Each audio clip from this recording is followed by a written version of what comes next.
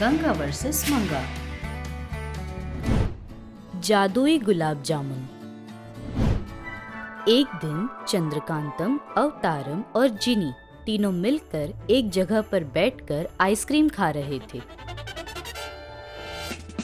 बुचिकी ice cream बहुत स्वादिष्ट है दीदी। ऐसे बोलकर आनंद से खा रहा था। बगल में जिनी भी सच में दीदी आइसक्रीम मस्त है ऐसे बोलता है। तभी चंद्रकांतम, मस्त होगा ना, क्यों नहीं होगा, तुम लोग ही कुछ अच्छा नहीं करते। हमने क्या किया दीदी? हाँ दीदी, हमने क्या किया? तुम लोग कुछ नहीं कर रहे हो, वही मेरी तकलीफ है। ये देखो, नाम के लिए बड़ा चोर है, लेकिन एक भी अच्छा काम नहीं किया है इसने आज तक। ऐसे अवतारम को चिल्ला रही थी। तभी जिनी हंसता है। ये जिनी, इसके पास इतने मैजिकल पावर्स होके भी कुछ काम का नहीं है। इससे कुछ करने को कह दो तो दीदी आपकी सास से मुझे डर लगता है दीदी, ऐसे कहता है। ऐसे जिनी को भी डांटती है। तभी अवतारम जिनी को देखकर हंसता है। तब जिनी, दीदी मुझे बस आपकी सास से डर लगता है, वरना मैं आपके लिए कुछ भी कर सकता हूँ। चुप रह तू, और हेल्प करेगा? कोई पैसे कमाने की तरकीब बताओ रे, जल्दी से पैसे कमाएंगे और फिर ऐसे नहीं, अच्छे से 5 स्टार होटल में स्विमिंग पूल में बैठकर आइसक्रीम खाएंगे। सोचो जरा। बुचिकी सुनने में ही कितना अच्छा लग रहा है दीदी, और सच में ऐसे खाने में कितना मजा आएगा। दीदी सच बोलूं तो आइसक्रीम से ज्यादा अच्छा ठंडा ठंडा आइस कोला लगता है। हाँ रे छोटू, ठंडे ठंडे आइसक्रीम में थोड़ा सा खोआ और गुलाब जामुन डालकर खाएंगे तो वाह क्या स्वाद आएगा, मुंह में पानी आ गया। बुचिकी दीदी देर किस बात की, हम कल से ही ये बिजनेस शुरू कर देंगे। कितने टाइम बाद अच्छा आइडिया दिया है, चलो कल से ही आइस कोले का बिजनेस शुरू करते हैं। सोचने के अनुसार तीनों मिलकर आइस कोला का बिजनेस शुरू करते हैं। चंद्रकांतम स्वादिष्ट आइस कोला तैयार करती है। जिनी और अवतारम लोगों को बुलाते हैं। आइए आइए, मस्त मस्त आइस कोला, ठंडा ठंडा आइस कोला। आइए बुचिकी ठंडा ठंडा बुचिकी, मीठा मीठा बुचिकी। ये कैसे बुला रहा है? लोगों को तेरे आइस कोला के लिए बुला रहा है या बुचिकी के लिए बुला रहा है? सॉरी ब्रो, आदत से मजबूर। ऐसे ही तीनों मेहनत करके व्यापार करते हैं। रात में वो लोग सारे पैसे गिनते हैं। उन लोगों ने जितना सोचा था उतना मुनाफा न होने पर चंद्रकांतम, ये क्या, सुबह से मेहनत करने पर भी इतने कम पैसे आए हैं? ये क्या, पहले दिन पे ही करोड़पति बनने के सपने देख रही हो दीदी? तो फिर 10-20 साल रुकूंगी ऐसे सोच रहा है क्या? जल्दी से पैसे कमाने हैं और लाइफ एंजॉय करनी है, ऐसे कहती है। उस पर जिनी, अगर ऐसा है तो इस आइस गोले में सादे गुलाब जामुन के बदले जादुई गुलाब जामुन मिलाना होगा। वो सुनकर चंद्रकांतम, अवतारम दोनों शॉक हो जाते हैं। बुचिकी क्या, मैजिकल गुलाब जामुन? तभी जिनी उसके जादू से जादुई गुलाब जामुन दिखाता है। दिखाते हुए, ये जादुई गुलाब जामुन है, कितने भी खा लो खत्म नहीं होंगे, एक खाते ही दूसरा आ जाता है। और तो और ये इतने स्वादिष्ट होते हैं कि लोग एक खाने से नहीं मानते, और चाहिए ऐसा कहते हैं दीदी। और हम जितना दाम बोलेंगे उतने में खरीदेंगे लोग। वो सुनकर चंद्रकांतम खुश हो जाती है। जिनी से, कितना अच्छा आइडिया दिया है भाई तूने, इससे हम बहुत पैसे कमा सकते हैं, सोचकर खुश हो जाती है। दूसरे दिन तीनों मिलकर सबको जादुई गुलाब जामुन से बना हुआ आइस गोला फ्री में देते हैं। सभी लोग वो लेकर खा रहे थे। उस जादुई गुलाब जामुन को खाकर सभी लोग और चाहिए ऐसे कहने लगे। चंद्रकांतम सभी लोगों से ज्यादा पैसे लेकर आइस कोला बेच रही थी। ऐसे एक ही दिन में बहुत पैसे कमा लिए थे। ऐसे ही चंद्रकांतम हर दिन बहुत पैसे कमा रही थी। लोग उस जादुई गुलाब जामुन को बहुत पसंद से खा रहे थे।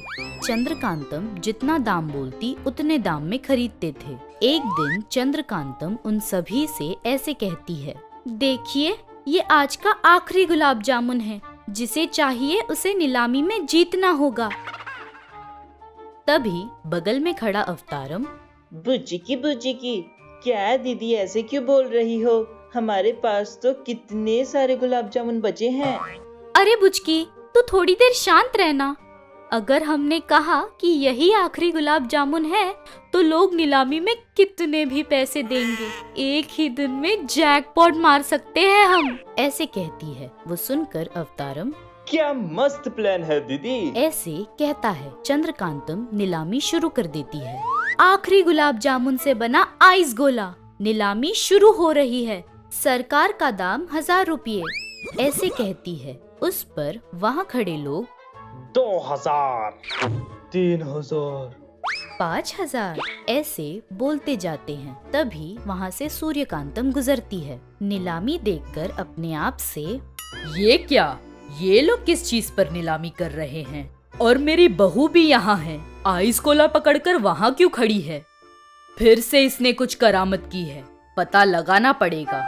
ऐसे कहकर अपनी जादुई शक्तियों से सब कुछ जान लेती है। सूर्यकांतम को देखते ही जिनी अपने लैंप में छुप जाता है।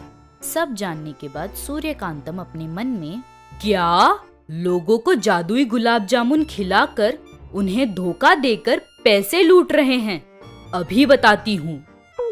ऐसे अपने मन में सोचकर उसके जादू से चंद्रकांतम अवतारम दोनों को गुलाब जामुन बनाकर लोगों को गुलाब जामुन की तरह लगे ऐसे बनाती है।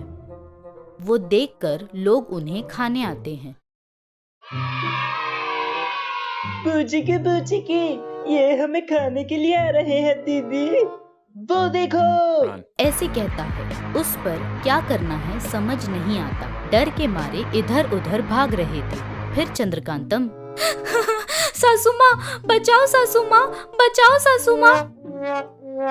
तभी वहाँ सूर्यकांतम आती है। आकर अपने जादू से फिर से उन्हें इंसान बना देती है। लोगों को धोखा देने के लिए दोनों को बहुत चिल्लाती है। उनसे, अगली बार लोगों को जादुई गुलाब जामुन, ये जामुन वो जामुन कहकर धोखा दिया तो तुम दोनों को सच में गुलाब जामुन बना दूंगी। उस पर चंद्रकांतम अवतारम दोनों प्लान फ्लॉप हो जाने पर रोते हैं। अंतम गांव में पंचायत का फैसला समाप्त करके घर आती है। घर वापस आते ही सूर्यकांतम को चंद्रकांता बिना पलक झपकाए देख रही थी। ऐसे क्यों देख रही हो? अरे वाह सासू माँ, तुम्हारे झुमके कितनी सुंदर है। पता है क्या, कल मेरे दोस्त की एनिवर्सरी फंक्शन है।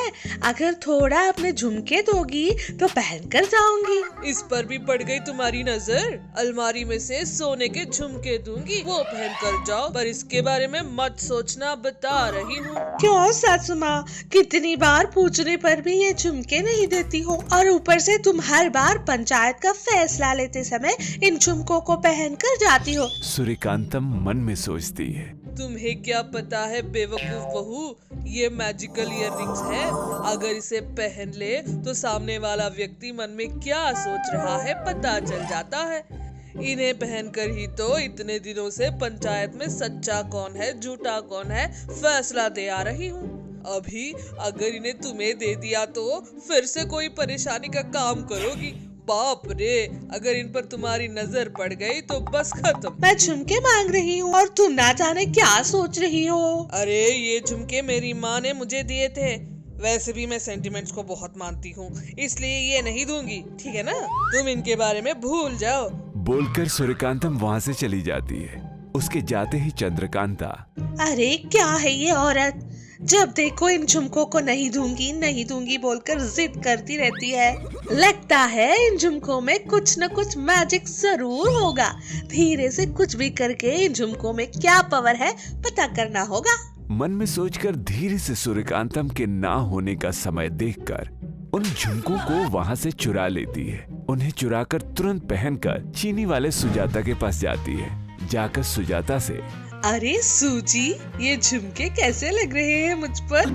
ये सुनकर सुजाता मन में ऐसा सोच रही थी, पता नहीं कहाँ से चुरा कर लाई होगी ये। बहुत अच्छे हैं चंदू, तुम पर, तुम्हारी खूबसूरत चेहरे पर और तुम्हारे चोटी पर कुछ भी सेट हो जाता है।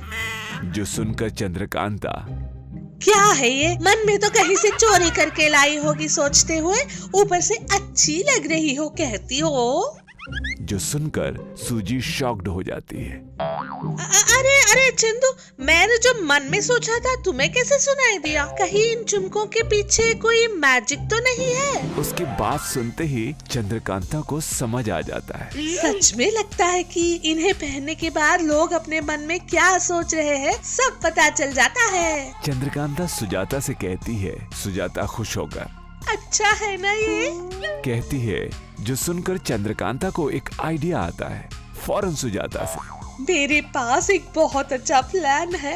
अगर ये प्लान फॉलो करे तो इन मैजिकल झुमकों से बहुत पैसे कमा सकते हैं। सुजाता के कानों में उस प्लान को बताती है। और दूसरे ही दिन चंद्रकांता एक बाबा का वेश धारण करके गांव में आती है। चीनी वाली सुजाता गांव में उसके बारे में ऐसे प्रचार कर रही थी, अम्मा आओ अम्मा, यही है महिमा वाली आगम पूजिता देवी। जो सुनकर चंद्रकांतम धीरे से, ये आगम नहीं देवता है, तुम और तुम्हारी हाफ नॉलेज बोलकर हटाती है।